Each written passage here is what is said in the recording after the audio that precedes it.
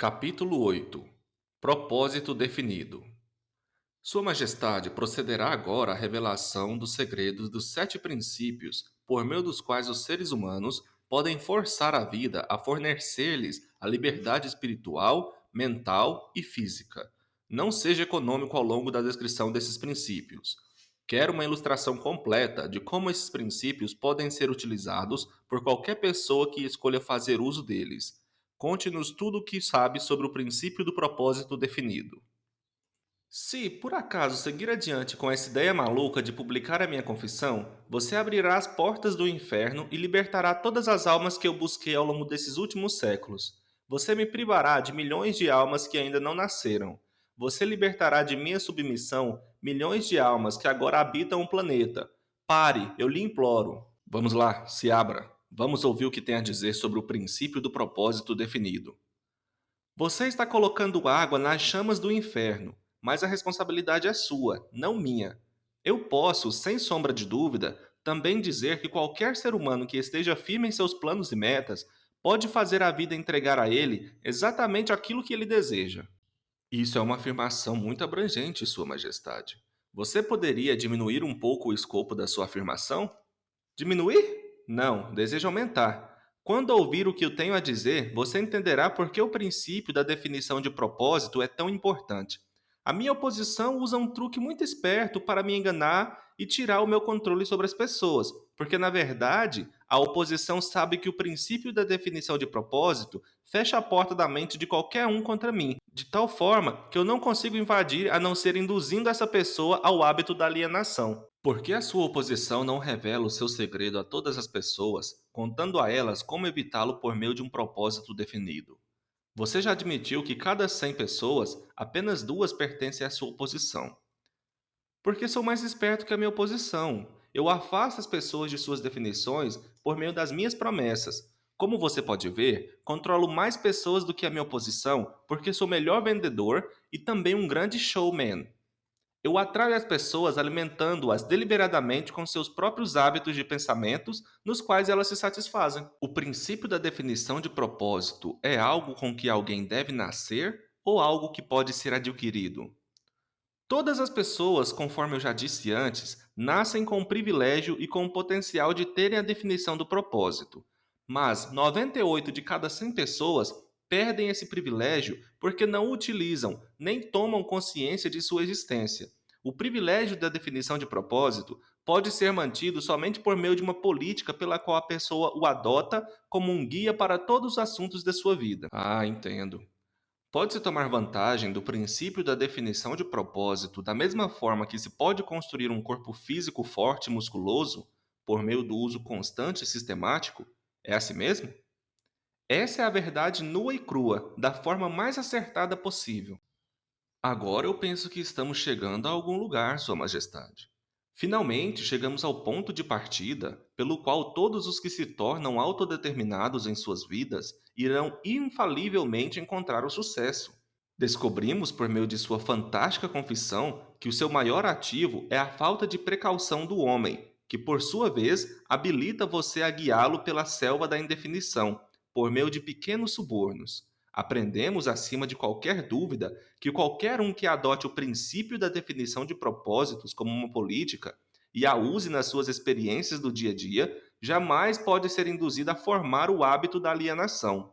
Sem a ajuda do hábito da alienação, você não tem força para atrair as pessoas com suas promessas. Isso está correto? Eu mesmo não poderia ter dito tamanha verdade. Vá em frente agora e descreva como as pessoas negligenciam o privilégio de ser livres e autodeterminadas por meio da indefinição e da alienação. Já fiz uma breve referência sobre esse princípio, mas agora entrarei nos mínimos detalhes para explicar de que forma esse princípio funciona. Começarei no momento do nascimento. Quando uma criança nasce, ela traz consigo nada além de um corpo físico, representando os resultados da evolução de milhões de anos de seus ancestrais. A sua mente é um branco total. Quando a criança alcança a idade da consciência e começa a reconhecer os objetos do seu entorno, ela também começa a imitar outras pessoas. A imitação torna-se um hábito fixo. Naturalmente, a criança imita, antes de tudo, os seus pais.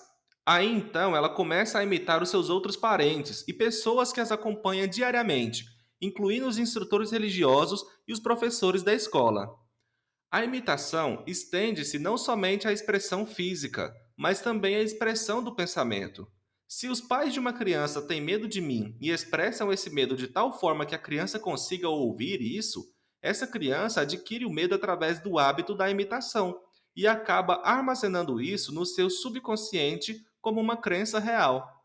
Se o instrutor religioso dessa criança expressar qualquer forma de medo de mim, e todos eles expressam de uma forma ou de outra, esse medo é adicionado ao mesmo temor passado para a criança por seus pais. Essas duas formas negativas de limitação ficam armazenadas no subconsciente de forma a serem utilizadas por mim mais adiante em suas vidas. De forma similar, a criança aprende por imitação a limitar a sua força do pensamento, preenchendo a sua mente com inveja, ódio, ganância, luxúria, vingança e todos os outros impulsos negativos do pensamento que destroem toda e qualquer possibilidade de definição de propósito.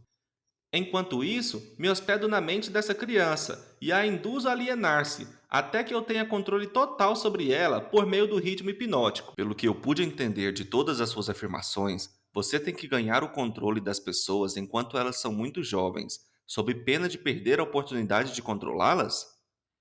Eu prefiro possuí-las antes que elas tomem conta de suas próprias mentes. Uma vez que uma pessoa aprenda o real poder dos seus próprios pensamentos, ela se torna positiva, e então é muito difícil que ela se submeta a mim. Na verdade, não tenho poder sobre nenhum ser humano que descubra e use o princípio da definição do propósito. O hábito da definição de propósitos seria uma proteção permanente contra o seu controle? Não, de certa forma não. A definição fecha a porta da mente para mim, mas ela só mantém as portas fechadas contanto que a pessoa siga o princípio de forma sistemática e permanente, fazendo dele um hábito de vida. Uma vez que a pessoa hesite, procrastine ou torne-se indefinida sobre qualquer coisa, ela está apenas a um passo de deixar essa proteção e ser envolvida por mim e pelo meu controle. Qual a relação que existe entre a definição de propósito e as circunstâncias materiais de determinada pessoa? Eu gostaria de saber se uma pessoa pode adquirir poder por meio da definição de propósitos sem trazer para si o poder da destruição pela lei da compensação. A sua questão limita as minhas ilustrações, porque há tão poucas pessoas no mundo que entendem. Existiram muitas poucas pessoas no passado que entendiam como usar o princípio do propósito definido sem atrair para si as mesmas implicações negativas da lei da compensação. Aqui você está me forçando a revelar um dos meus truques mais valiosos. Estou para contar a você que eventualmente trago novamente para a minha causa todos aqueles que escapam de mim temporariamente, por meio do princípio da definição de propósito. A forma de como eu faço essas pessoas retornarem a mim é simplesmente preenchendo a mente delas com ganância por poder e amor pela expressão egocêntrica, até o limite de o indivíduo cair no hábito da violação dos direitos dos outros.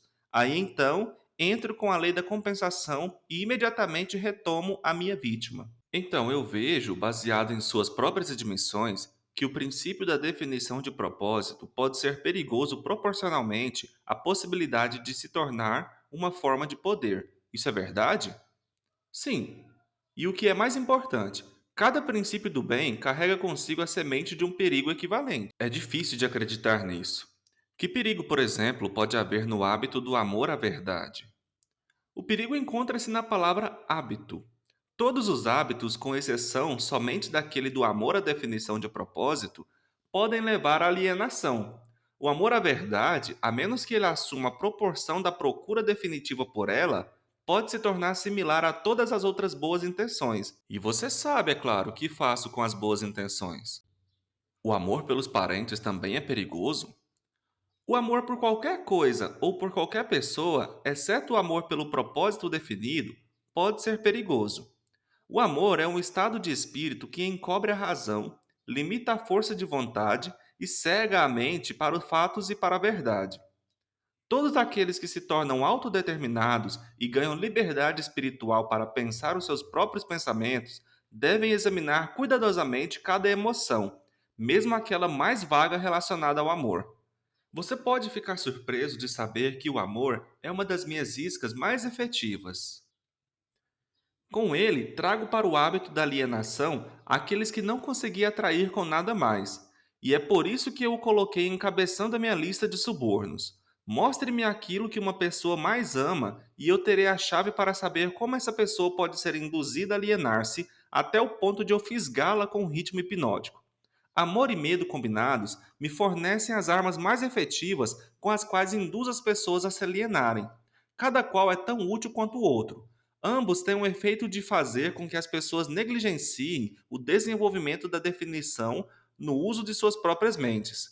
Dê-me o controle sobre os medos de uma pessoa e, adicionalmente, me conte o que mais ela ama.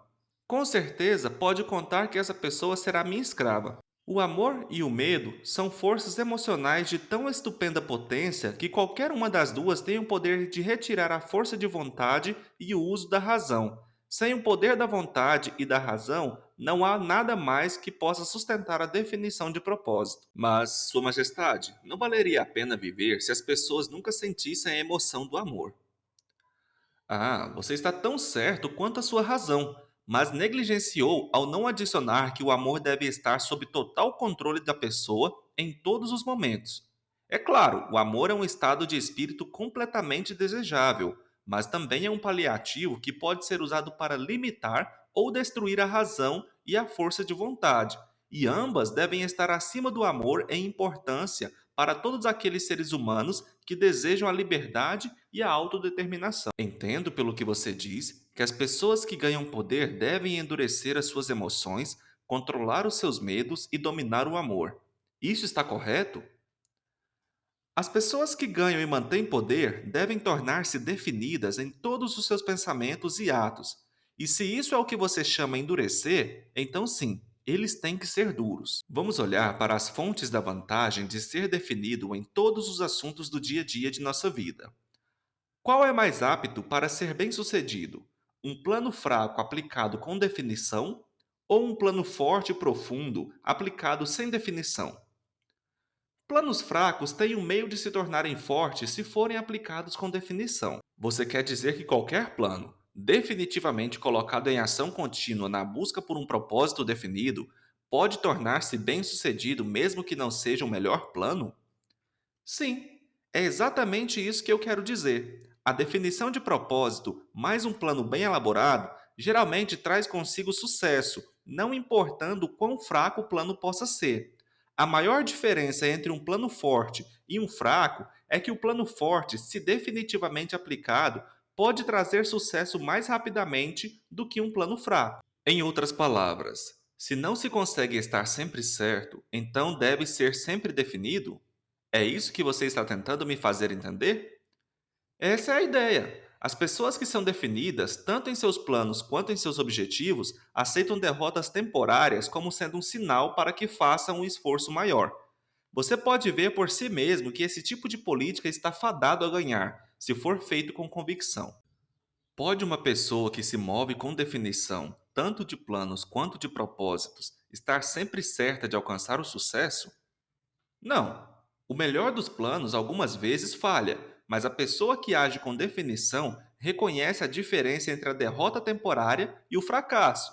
Quando os planos falham, ela os substitui por outros, mas ela não muda o seu propósito, ela persevera.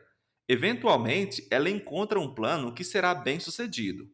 Um plano baseado em fins imorais ou injustos será tão bem sucedido e de forma tão rápida quanto um plano motivado por um senso apurado de justiça e moralidade?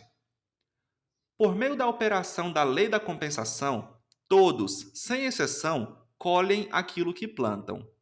Planos baseados em motivos injustos ou imorais podem trazer sucesso temporário, mas sucesso duradouro deve levar em consideração a quarta dimensão: o tempo. O tempo é inimigo da imoralidade e da injustiça. Ele é amigo da justiça e da moralidade. O fracasso em reconhecer esse fato como verdadeiro tem sido responsável pela onda de crimes entre jovens do mundo inteiro. A mente jovem e inexperiente pode frequentemente cometer o erro de avaliar sucesso temporário como algo permanente. Os jovens frequentemente cometem o erro de cobiçar os ganhos temporários baseados em planos injustos e imorais, e negligenciam olhar à frente e observar as penalidades que sempre seguem exatamente como a noite segue o dia.